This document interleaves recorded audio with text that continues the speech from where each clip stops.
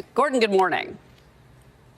Good morning, Cheryl, and Happy New Year. Happy New Year. How concerned would she be about what China is attempting to do, interfering with Taiwan's elections?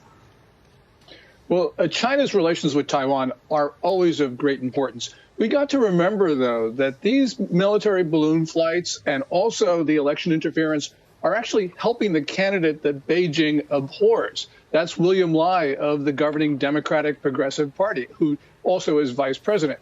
Now, Lai was not doing too well 3 or 4 weeks ago. He was behind in some polls. He was even in the margin of error when he was ahead. Now he holds a commanding 11.1% lead over China's favored candidate. And the reason is people in Taiwan were really focusing on Democratic Progressive Party failures of governance, so Lai wasn't doing well. When China acts up, they start thinking about the China threat, and that means they then go to the so-called green parties like the DPP. So Beijing is being extremely counterproductive with its tactics here.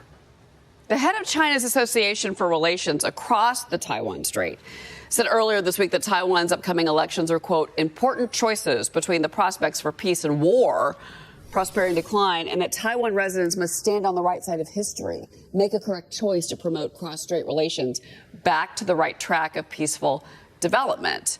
Again, the Chinese Association for Development in Taiwan. Can you unpack that statement for us, Gordon?